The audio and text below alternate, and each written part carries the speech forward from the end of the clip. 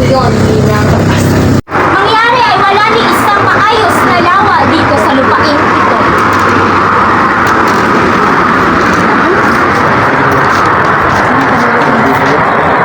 Dali lang ang lunas na yan. At hindi ko alam kung bakit hanggang ngayon wala pang nakakaisip. Magbubukas tayo ng bagong ilog. At isasara natin ang lumang ilog pati. Magbubungkal tayo ng tuwid na kanal.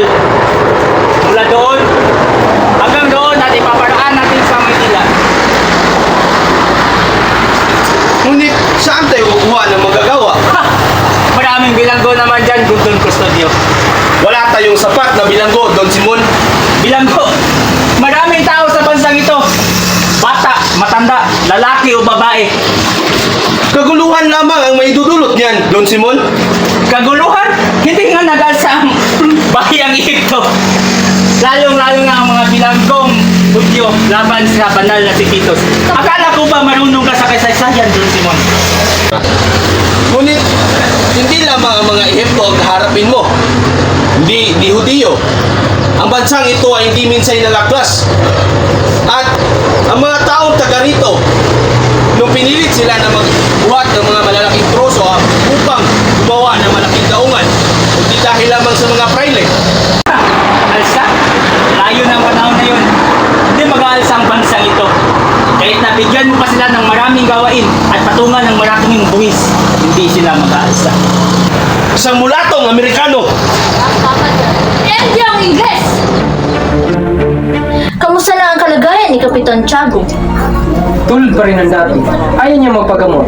At ngayon, inutusan pa niya ako pumunta ng San Diego upang tignan ang mga paupahang bahay nito.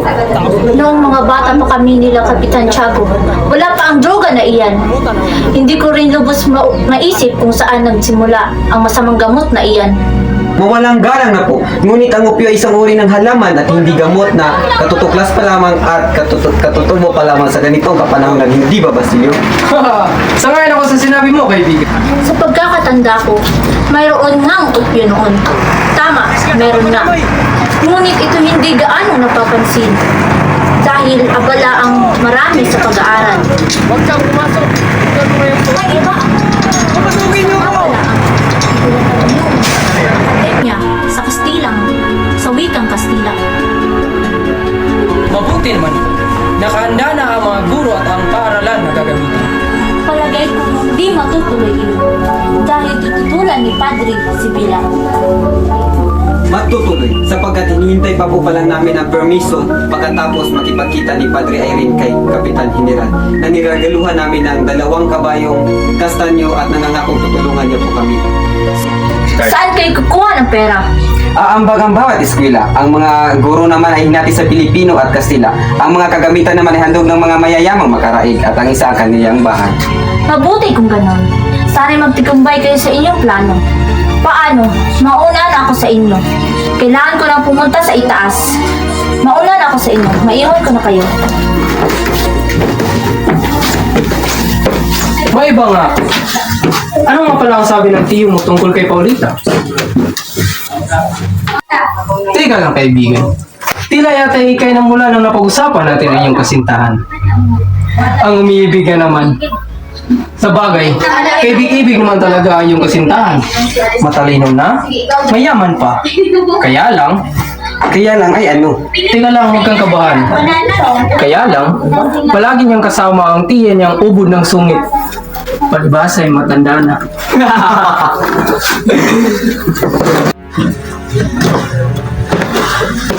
Magandang umaga mga kabataan.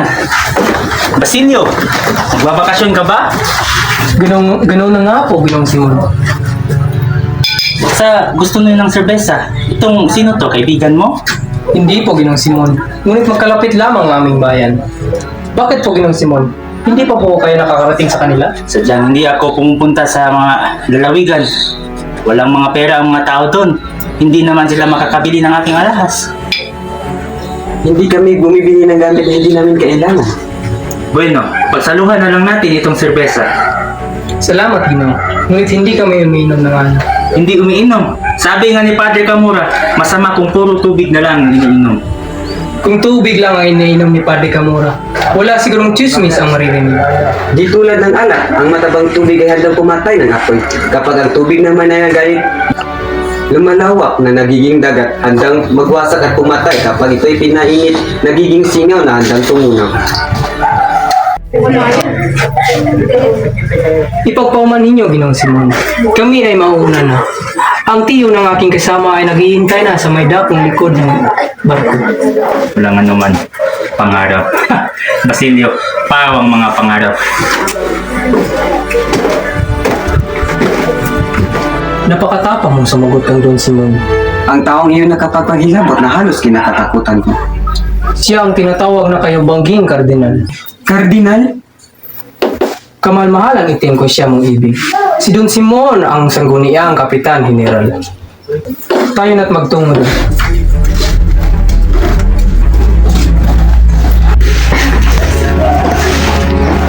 Padre Florentino, ba't nandito ka? Ba't hindi ka nakikisama nila? Padre Salve at Padre Camora. Salamat, Marites. Subalit. Kung hindi kayo papalit sa gobyerno, ay isipin ng mga pwedeng ayaw kayong magkasama sa kanila.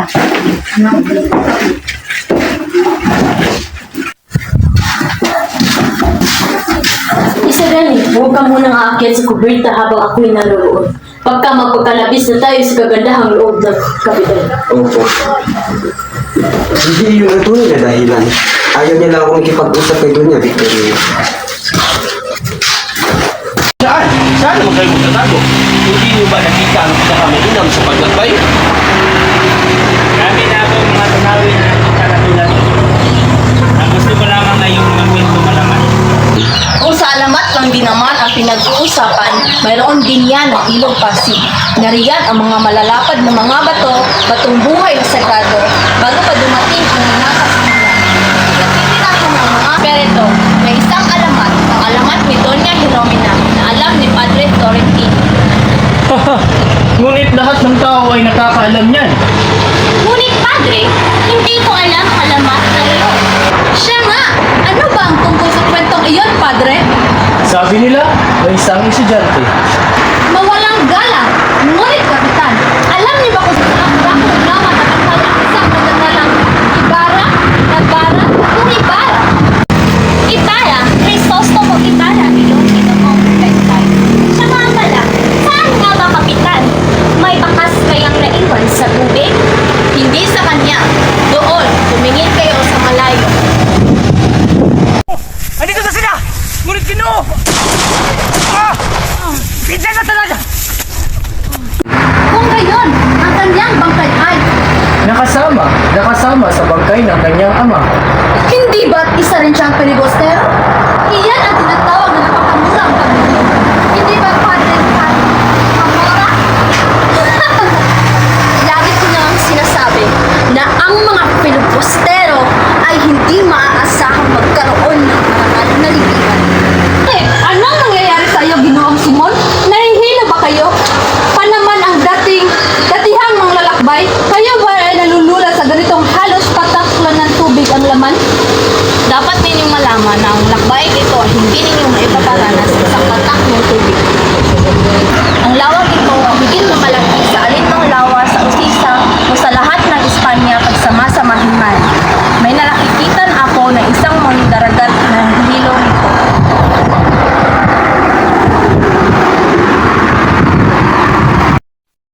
Sa isang masukal at malawak na bahagi ng kagubatan nakatira si Tata Celo at ang kanyang anak na si Cabezang Tales. Kabisan Tales, tila hindi mo nabayaran ang inyong renta 200 piso. Alam mo, mahirap ang panahon na yun. At hindi gaanong malaki ang ani ng aming mga tanim. Maunawaan mo ito, Kabisan Tales. Kung hindi mo kaya magbayad, mayroong handang pumalit sa inyong lupa. Ang gusto lang namin ay ang renta. Wala kaming pakialam kung sino nagbabayad nito. Ang ganda ng biro mo, Padre. Pero baka nakakalimutan nyo na bago kayo dumating dito, ay binubugkalan namin ang lupang ito. Huwag mo meron yan, sir. Ang lahat ng lupa ay pag-aari ng simbahan at oras na para malaman niyo yan.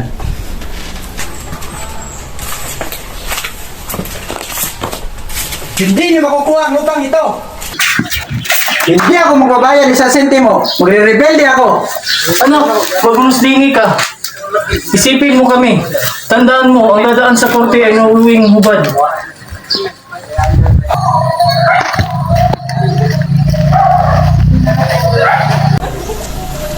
Si ina ay wala na. Si ate ay wala na rin. Si kuya hindi ko alam kung saan nila dinala. Paano kung may mangyari kay ama? Si ate ay wala na rin. Si kuya hindi ko alam kung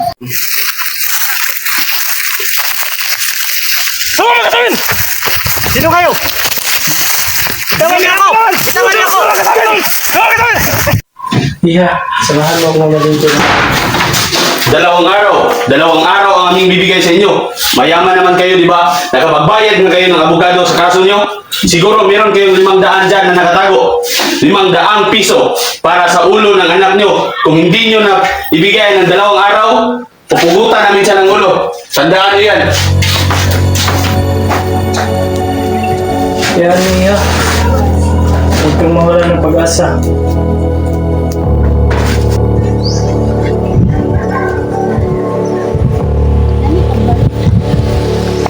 Sa tingin ko, Julie, isang lamang na lang inyong bahay sa halagang 250 piso at bayaran mo na lamang ito kapag nanalo sa kaso. Ngunit hindi ko po ito maaaring gawin. Ito na lamang po ang bagay ng pag-aari namin.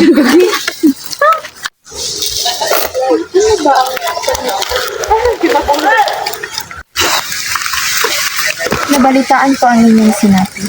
Papautangin kita sa isang kondisyon. Salamat po. Kahit anong gagawin ko para sa aking ama.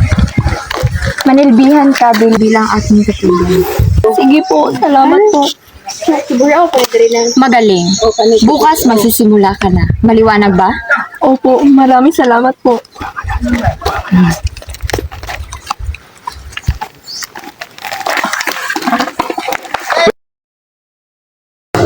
Santo Dios, Santo Fuerte, Santo Immortal, Librano, Señor de la Peste, e dito duman. Hay nakong bata ka! Hindi ko alam kung ano ang itinuturo sa iyo sa bahay niyo at hindi ka marunong magdasal. Santo Dios, Santo Fuerte, Santo Immortal, Librano, Señor de la Peste, e dito duman. Pasensya na po. Pasensya? Hay nako! Santo Dios, Santo Fuerte, Santo Immortal, Librano, Señor de la Peste, e dito duman. Sumunod ka nga! Aray! Aray! Opo! Santo Dios, Santo Fuerte, Santo Immortal, Libranos, Señor de la Pestes, e dito duman. Sa bagay, wala naman kasing babae sa bahay niyo. Santo Dios, Santo Fuerte, Santo Immortal, Libranos, Señor de la Peste, e dito duman. Kapag hindi mo nakabisado ang mga dasal na yan, hindi ka patatawarin sa Diyos sa iyong mga kasalanan. Santo Dios, Santo Fuerte, Santo Immortal, Libranos, Señor de la Peste, e dito duman.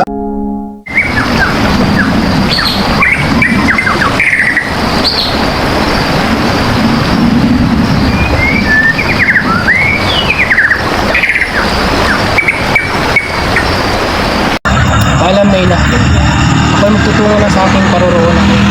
Miss na kita.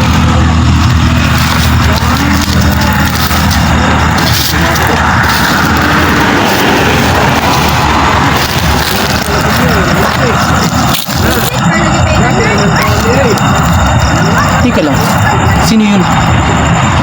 Parang kilala ko ata yun. Siguro ng Simon ba yun?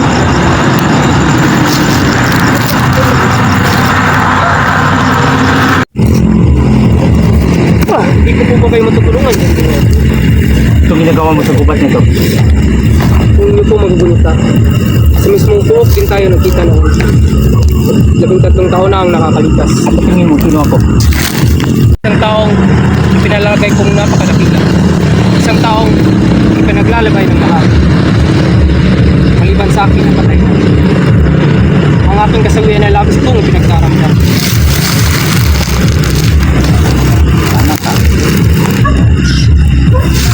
Nakamamatay yung sikreto niya.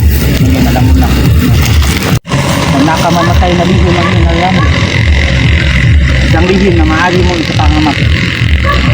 Hindi mo ba naisip na dahil dito ay maaari kang masawi sa aking mga kamay? Totoong ako ay naparito. May 13 taon na ang nakakaraan upang dakilain ang isang kaibigan na inilaan ang buhay para sa kalaban. Ang karapatan ng mga Pilipino dapat sa mga mapangapi. Ngayon ako'y nagbalik upang ipagpatuloy ang kanyang nasunod. Mga kabataan, wala nang ginawa kundi sinunod. Mga alipin, hindi pinakikinggan. Hindi, Ginoong Simon. Kung hindi nag-aaral ang mga kabataan ng wikang Kastila, ay hindi tayo pakikinggan ng pamahalaan. At ang wikang ito ang mabubuklod sa mga Pilipino. Isang pagkakamali! Hindi kailanman ito magiging wikang pamansa. Aanhin natin ang wikang ito. Itatago lamang ng buwad ng wikang ito ang ating mga karapatan, ang ating pagkatao at ang ating pagka-Pilipino. Hindi, Ginoong Simon. Mali ang iyong iniisip. At ano ang iyong makikita kapag ikaw ay makakapagtapos? Makikita po bang masaya ang iyong bayan? Makikita mo bang malaya ang mga tao? At ano? Yun na ang iyong ina. Na lamang bang hahayaan ng iyong mga ina at kapatid na mabulok sa ilalim na yupa na tinatapakan ng mga taong siya mismo ang kumikil sa kanilang mga buhay? Anong gusto niyong gawin ko, Ginoong Simon? Kaya ko ba silang ipaglaban? Isa lang akong hamak na estudyante. Hindi kaya hukayin ang aking ina at iharap sa hukuman at magbintang kung sino-sinong Kastila. Tama tayo ang ating ginawa. Bahala na. Mamamatay ang mga mahihina at matitira ang mga malalakas. Isa lang. Lapit na magtagumpay. Tinitiis na lang.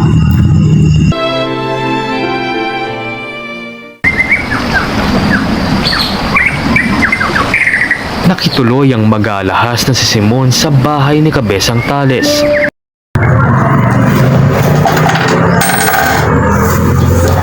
Mayroon akong kwintas dito na dati ay pagmamayari ni Cleopatra. Tagpuan ko ito sa mga piramide. Meron din akong singsing na pagmamayari ng mga Romano. Ito ay nakita ko sa isang Kartago. Marahil yaong ipinadala ni Hannibal matapos ang digmaang Cannes. Nagdala rin ako ng mga mamahaling hika-hika na dating pag-aari ng mga babaeng taga-Roma. Ito ay nakuhan sa bahay liwaliwan ni Annio Musio Papilino ng Pompeia. Ginoong Simon, meron din ba kayo rosaryo ng relasyon na At mga bagay na nanggaling Roma at mga padibisyon. Na ang sabi ni Inay na nagbigay kapatawaran kahit hindi ka mangumpisal. Sina, ano ka ba? Parang hindi ka dalaga. Inay naman, masakit yun! Meron din ako ng mga hinahanap nyo. Nagtrabaho siya dayon? Ayan. Mga antigong alahas. Ang singsing ay dating pag-aari ng Prinsesa de Lapel. At ang mga hikaw sa dama ni Maria Antoinette. Ay, ang gaganda! Tingnan nyo. Ang isa lamang mga perlas na ito na parang walang malay at matahimik, malinis na kilab tuwing nagmula sa kalangitan. Kapag naigalo ito sa tamang tao sa tamang panahon, ang isang tao ay nakakatiyak na pagkabilanggo ng sa kanyang kaaway. Ang ama ng kanyang pamilya ng gulo sa kapayapaan ng lahat. At sa isa pang maliit na batong tulad dito,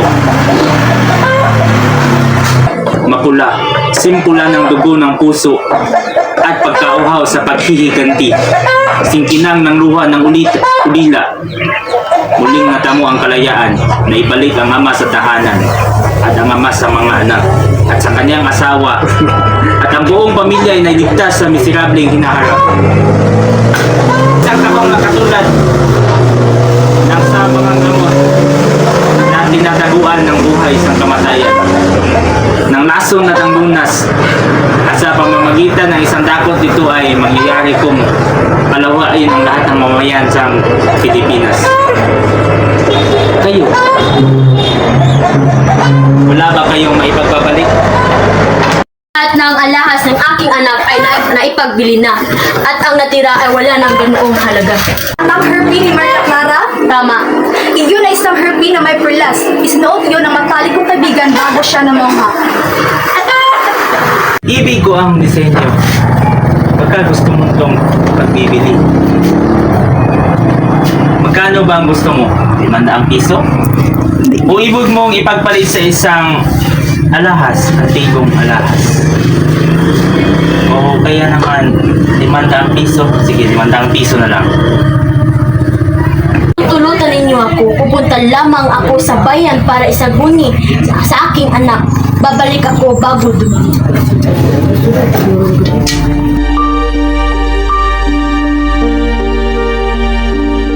Ay, gusto rin.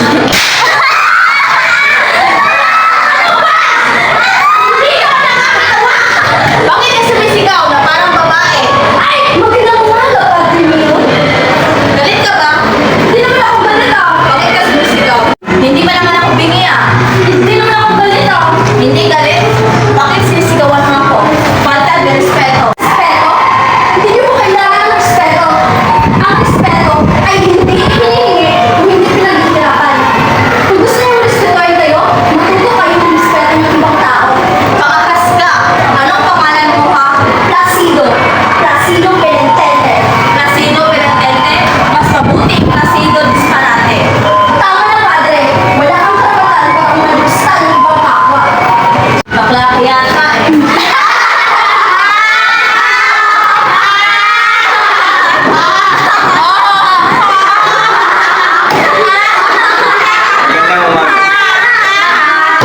Magandang umaga. Magandang umaga. Bakit ako sinisigawan? Di pa naman ako bingi.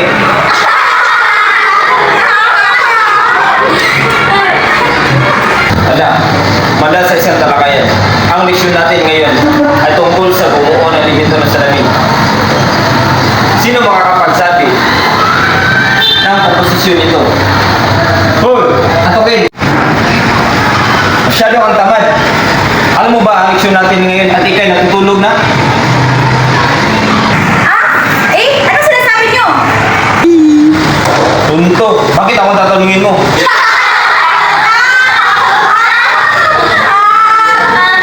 Padre! Hinanap ko kayo ni Padre Salvi! Sasamantalahin ko na ang pagkakataon ito upang tayo ay makapag-usap. Kanina umaga ay nagbalita ako kay Padre Erin at nabanggit niya sa akin na sa Los Baños daw na pag-usapan ng lahat. Ang lahat daw ay tutol. Ngunit hinayaan na lamang nila na ang kataas-taas ng lupo na magdesisyon. Ngunit hindi naman kumikilos ang lupong iyan. Yan din ang aking sinabi kay Padre Irene. Ang sabi niya ay si Don Custodio, isang sangguni ng lupon ang magdesisyon. Paano mulaban sa atin ang desisyon? Sa papaano naman tayo makikipagkilala sa kanya? Sinabi ko rin yan kay Padre Irene at ang sabi niya sa akin ay ganito. Malaki na ang ating tinamo at nagawa na din natin ang ating kahilingan ay maiumang sa isang kapasyahan. Sinabi sa akin ni Padre Irene na kung tayo ay makipagkilala kay Don Custodio, magawa natin hilingin ang kanyang pagsang-ayon. Sa papaano naman tayo makikipagkilala sa kanya? Dalawang paraan ang sinabi sa akin ni Padre Irene. Ang mananayaw na Ang enjoy na si Piroga. ang mananayaw na si Pepay. Tingnan natin ang isang paraan. Maaari naman si Ginong Pasta ang ating lapitan. Ang abogadong hinihingian ng payo ni Don Custodio? Oo, siya nga. Isa siyang kabagalan ng aking amain. Ang problema ay paano natin siya lalapitan para pag-iusapan si Don Custodio. Hindi ba si Ginong Pasta ay may kalaguyong isang mananahi? Wala na bang ibang paraan bukod sa paghahandog ng kanyang mga kalaguyo? Kung huwag ka na ng maarte, isipin mo na lang ang ginhawang nagagawa noon. Tinala ko ang babae si Matea. Hindi naman siguro masama kung susubukan natin ang mga bagay na hindi mahalin. Kakausapin ko si Ginoong Pasta kung ako hindi magtatagumpay, tsaka natin gawin ang ibang paraan. Marahil ay tama si Placido. Kung sa gayon, hintayin na lamang natin ang resulta ng kanilang pakipag-usap. Ginong Pasta? Pasta!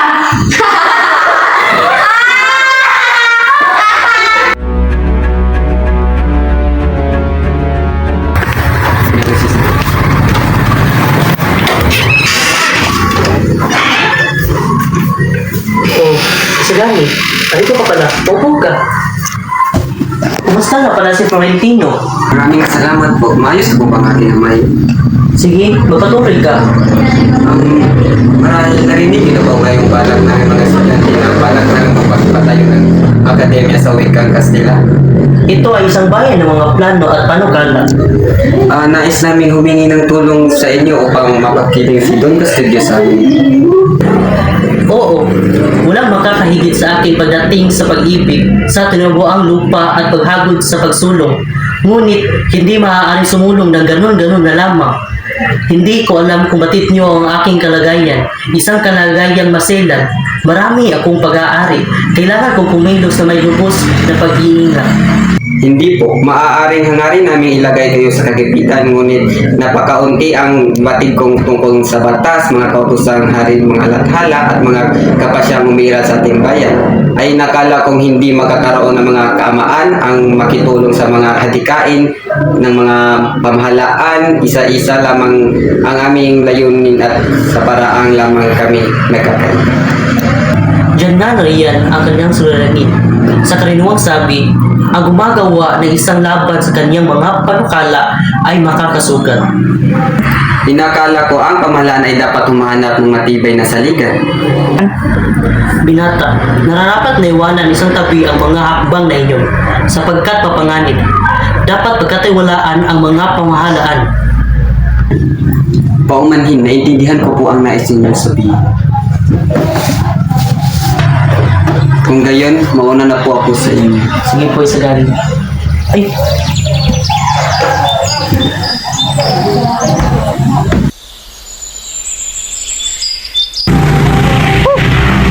Napakatagal naman. May lalakarin pa ako. Gusto Donnie! Gusto Donnie! Ano ka ba? Pumunta lamang ako dito para sabihin sa iyo na huwag muna tayong magkita. Nagkakagulo ang mga estudyante, baka mapapamanmanan pa ako. Gusto Donnie, my love! Ikaw naman eh! Ano ka ba?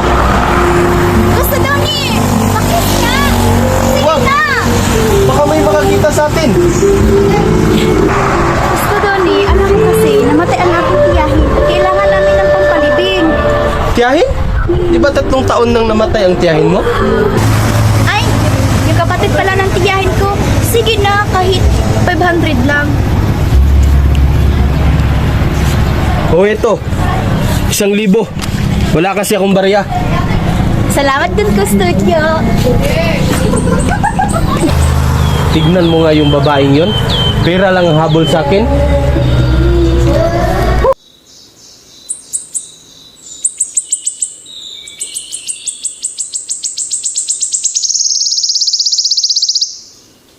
Kumusta ang bakasyon Tadyo? Paano ka nagaliw? Ganito, ganoon. Napakabuti. Niyayahan ako ni Padre Kamura ng Kura ng tiyani ng siyang hapunan. Ang daming magagandang dalaga roon. At nakilala ko ang katipan ng estudyanteng si Basilio. Ang pangalan niya ay Julie at napakaganda niya. Masungit nga lang. Kumusta ang bakasyon ni Sagani? Mabuti. Kita po tayo.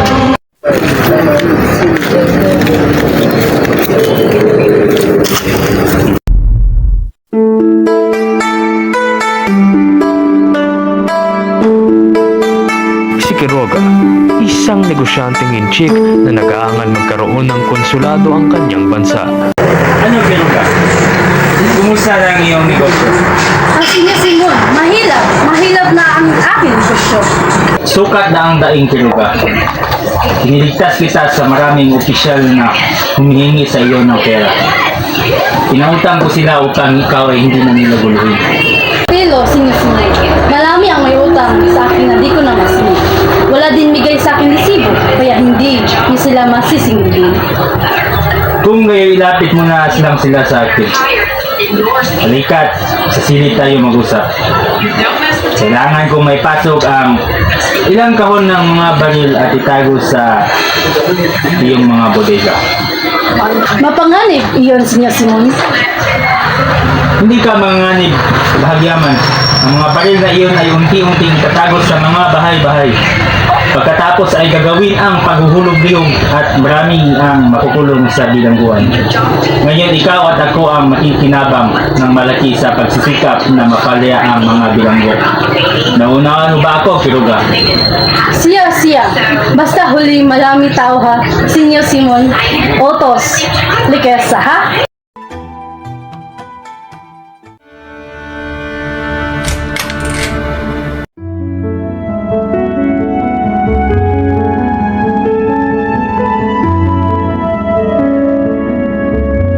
Pilais, sino ang magandang dalagang iyon na kasama ni Doña Victorina?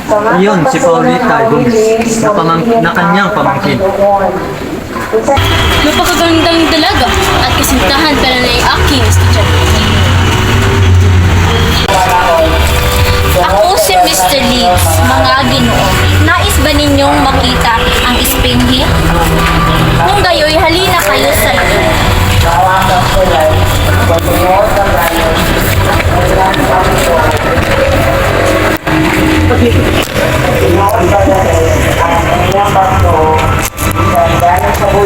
Ang kahong ito ay galing sa piramide ni Koko. Noong una ko itong makita ay may lamang abo at isang putol na papel. At doon sa papel na iyon ay natuklasan ko ang katagang lubos na makapangyarihan. Sa isang kataga ay bubuhayin ko ngayon ang alabok na laman ng kahon. Dimetro. Ako sinila ako noong panahon ng Ameses at namatay noong pananakop ng mga Persia ng panahon ng Cambyses. Sa paglalakbay ko sa Babylonia ay natuklasan ko ang lihim ng mapapanggap na si Haring Medo. Sa takot niya ipamahita ko ang kanyang liham, ipinagbayay niya ako sa pamagitan ng tulong ng mga paring Greek. Noong panahon iyon, ang mga paray makapangyarihan at siyang namamahala. Umibig ako noon sa isang dalagang anak ng pari. Siya'y miniliki ng pari na Abidos at ginagawa'y luma ng pagluhan at sinakalan ng pangalan ko. Ako'y nasakdan sa salang pagiging magsik. Sa pagtakas ko, ako'y hinabol at pinakusig hanggang ako'y mapatay sa langit. Buhat sa kabilang buhay ay nakita ko ang tagumpay ng pagpapalaya at paglilinglang. Nakita kong pinakusig gabit araw ang dalaga kong iniibig sa templo ni Isis, si Pinay. Nilutugis siya ng pari ng Abidos na walang tigil. Ang tumutugis ay parang malaking bayakang umahabol sa isang munting kalapati. Baliw sa takot at pagtitiis ang kaawa-awang dalaga. Paring Abidos, nabuhay akong muli upang isiwalat ang inyong kabakutan. Pari ng Abidos, mamamatay, kapastangan sa kabanalan, mapanirang puri. Ha ha ha.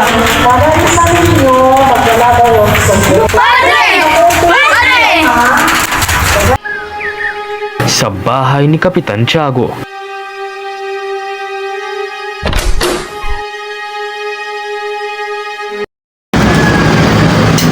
Kumusta na si Kapitan Tiago? Mahina ng kanyang pulso. Ayaw niya nang kumain. Tuluyan ang kumalat ang lasa ng kanyang buong katawan. Parang ang Pilipinas. Lalong tumatagal, lalong humihina. Di mo binabasa ang libro na binigay ko sa iyo.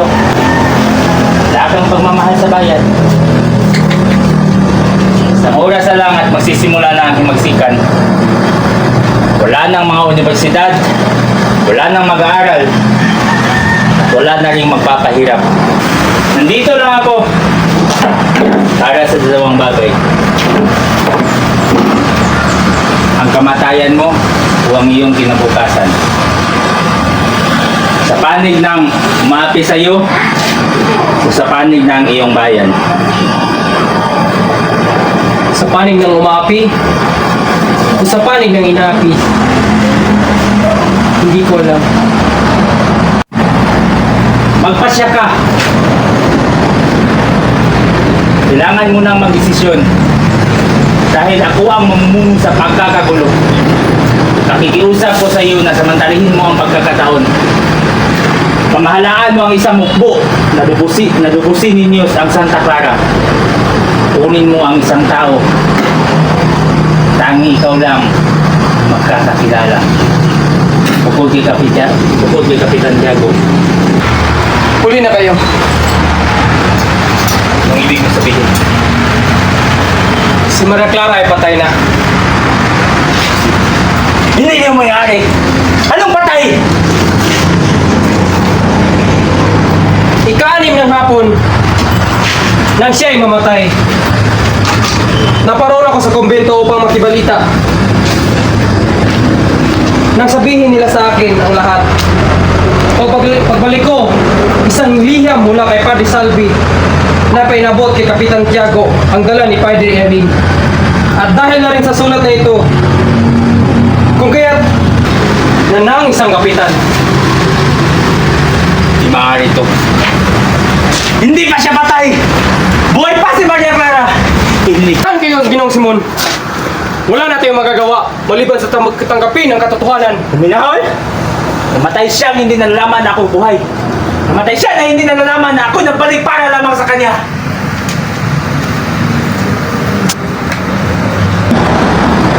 Kaawawang tao. Labis siyang naghirap. Nagtiis siya ng napakahabang panahon para sa kanyang iniibig. At ito ang kanyang nakuhang ganti. Sadyang nakapaghuhina ng damdamin.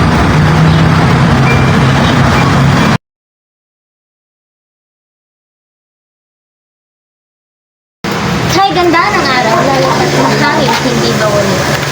Kay sarap pang maglakad sa araw. Hoy binata, ano na nga ba ang balita sa esposo kong si Tiburcio Pilato?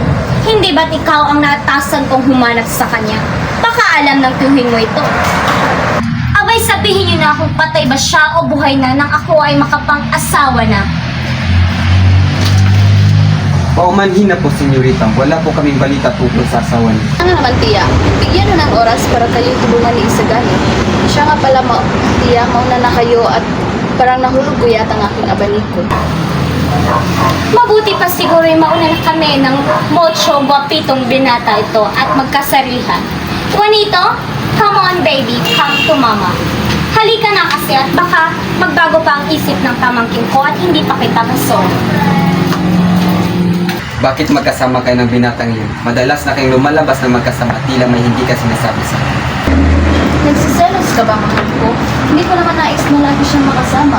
Ngunit si Tia Turina lagi siyang iniimbitahan sa birthday lalabas. Huwag ka nang magtampo, mahal ko.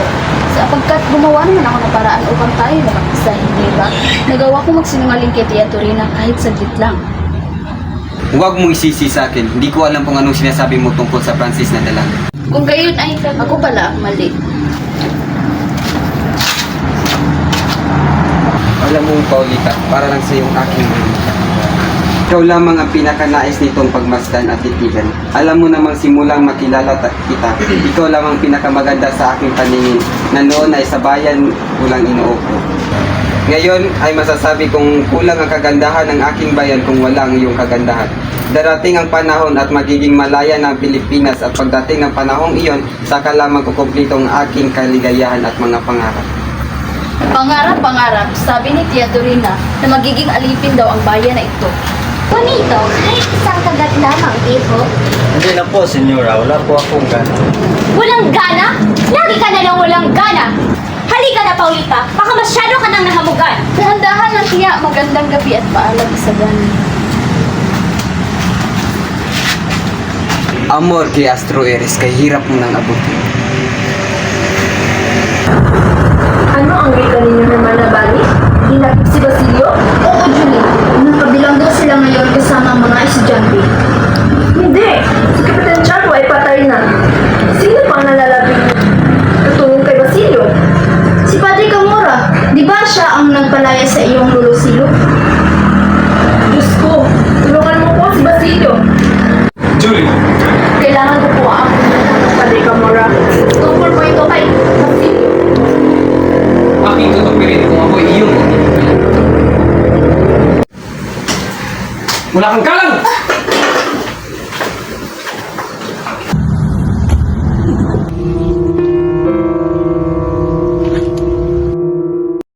Di yata si Basilio din nakip Padre Irene. Oo, ngunit huwag sana kayong mabahala, Kapitan. Makasasama sa inyo. Kapitan Tiago, huwag! Patay na siya! Pagpalain nawa ang kanyang kaluluwa!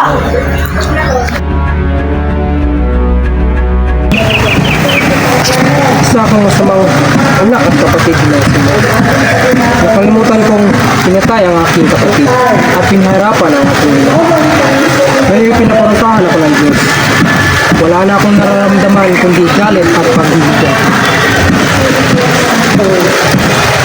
Kahit noong may himagsikan, ay hindi ako nakialam.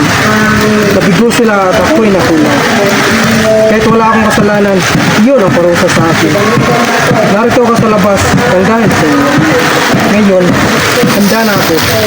Handa ko nang ipagtanggol ang bayan. Nabigo rin ang kilusan dahil sa akin. Purong sulong ang aking mga desisyon. At ngayon napatay na ang aking puso. Pareho na tayong dalawa. Magpapasabog ako. At sa gitna ng mga dugo, ikaw, Basilio, ang gigising sa mga kabataan.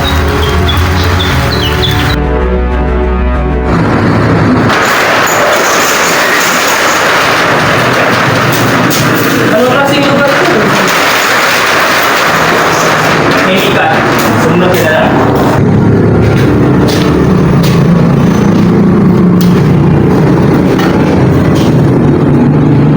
Para saan naman ang lampurang yan, Simon? Hintayin mo.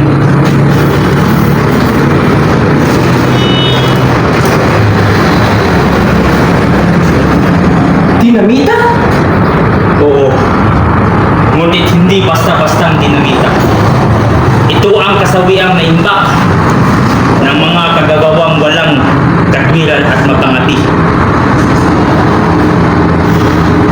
Ngayong gabi, makakarinig ng pagsabog ang Pilipinas at mapaparusahan ang mga makasalanang hindi magawang parusahan. Mamayang gabi ay magkakaroon ng pista. Lalagay ang lamparang ito sa gitna ng handaan. Napakalingin na liwanag na ibibigay ko. Ngunit pansamantala lang. Pagkaraan ng 20 minuto, mawawala ang ilaw ng lampara. Pag inayos ang misa, sasabog ang bomba. Kung gano'y, hindi na pala ako kailangan dito. Iba ang iyong gagawin. Karinig mo ang putok kinalamas ng mga arkitek at iba pang kinasundo ko noon. Pupunta ang lahat ng lugar sa kinaroroonan ni Kabisang Tali sa Santa Mesa. Sabay-sabay na susugod ang lahat. Magkakagulo ang mga mamamayan at nanaisin na nilang lumaban. Ikaw ang mamumuno sa iba ng mga dahil. Magkakagulo ang mga mamamayan at nanaisin na rin lumaban. Ikaw ang mamumuno sa iba. Dalhin mo sila sa bahay ni Kiruga. Dahil doon nakaimbak ang mga bagay at pulbura. Kami naman ni Kabisang Talis ay susubukang agawin ang tulay. Mamamatay ang lahat ng mahihina at lahat ng hindi handa. Lahat? Kahit ang mga walang gawal? Oo, lahat. Lahat ng Indio, Mestizo, Injik at ang mga Kastilang buwang. Kailangan magsimula ulit. Mula sa mga dugo, dadatak at sa simul ng bagong laki. Sa bagong lipunan na kahit kailan ay hindi na magbabaati. At ano na lang ang sasabihin sa mundo sa gagawin natin ito? Pupurihin tayo ng mundo.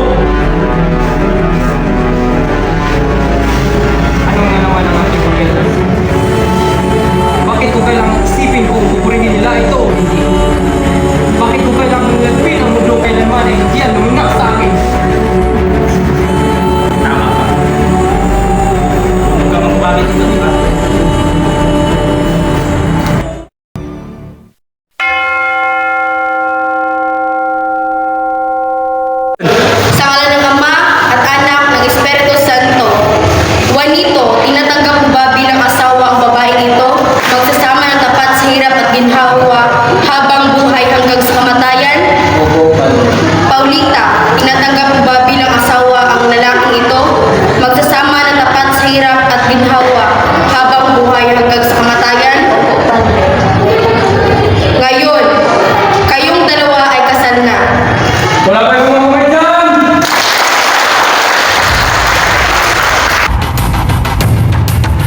Habang nasa labas si Basilio nakatingin sa mga nagsisidatingang mga bisita.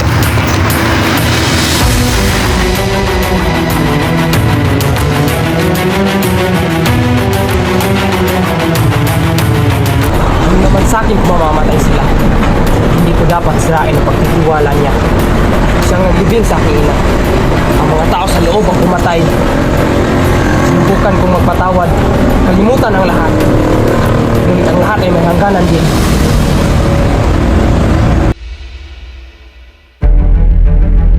Sakani, tara na! Umalis tayo dito! Bakit ka alis? Pupuntahan natin sa iba na bukas. Gusto mo ba mamatay? Hindi ko alam. Makinig ka. Ang lampas sa loob ay may lamang buka. Sabog yun anumang oras. Bukas, sa iba na siya. Kawaan ka sana ng Diyos.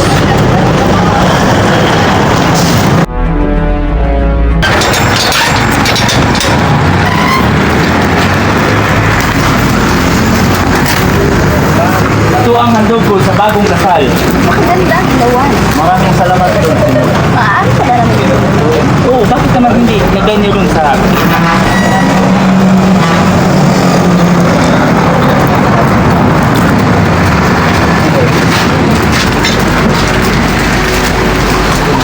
Tagay para sa bagong kasal.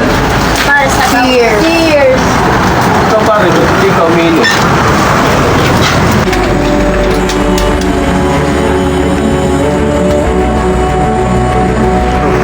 Hindi sila dapat madamay.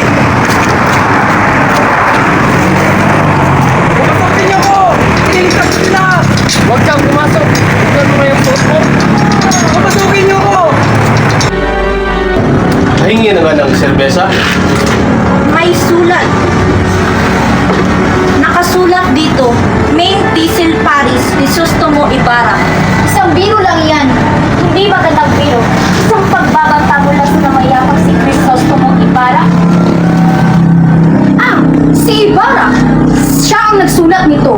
Sulat kamay niya ito. Ituloy ang kasiyahan, walang dapat mangamba. Walang kwenta ang ganyang biro. Di kaya'y gusto niya tayong patayin lahat.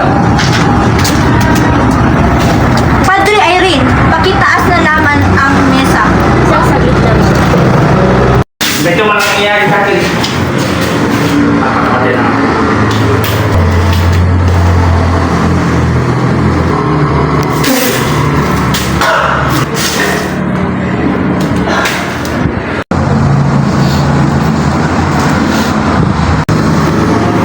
Mamamatay akong Vicente.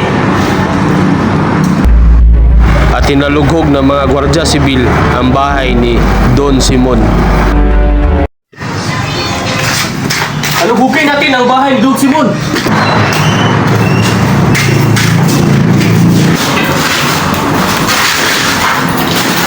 Ito. Ay, ito rin. At saka ito pa.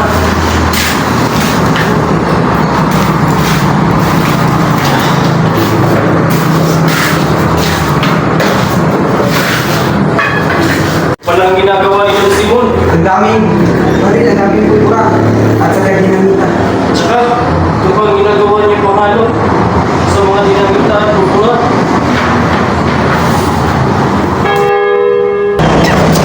Wala ito, Padre. Mawala din ang lahat ng pagkaraan ng isang sandali.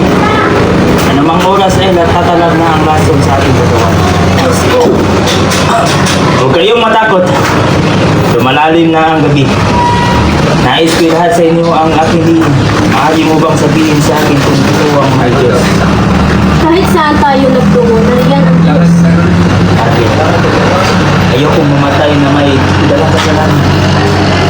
Ako si Crisostomo Ibarra na malaon ng pinapalagay na patay. Noong araw pagkatapos kong mag-aral sa Europa, umuwi ako rito upang makasalan ang babaeng hilig ko si Maria Clara. Ngunit hindi natupad. Patawarin ka ang Diyos. Alam niyang hindi mo ginusto ang lahat, na ikaw ay nasilaw lamang ng galit at paghilit.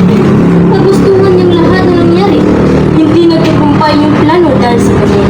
Sapagkat alam niyang hindi ito tama. Igalang natin ang kanyang kapasyaan. Palagay niyo po ba Diyos ang nagpaloob ng lahat na ito? Walang makakapagsabi ng iniisip ng Diyos. Ngunit kailanman ay hindi siya naghangad ng masama para sa atin. Kung gayon, bakit hindi niya ako tinulungan? Sapagkat mali ang iyong pamamaraan. Pag-ibig lang ang nakakagawa ng dakila. Bakit ako pinurusahan at hindi ang masamang mamahala na walang dulot kundi kasamaan? Kailangan alugin ang lalagyan para malumuyak ang bagay. Maraming salamat, Padre. Ayun ay payapa ng ating kaluluwa.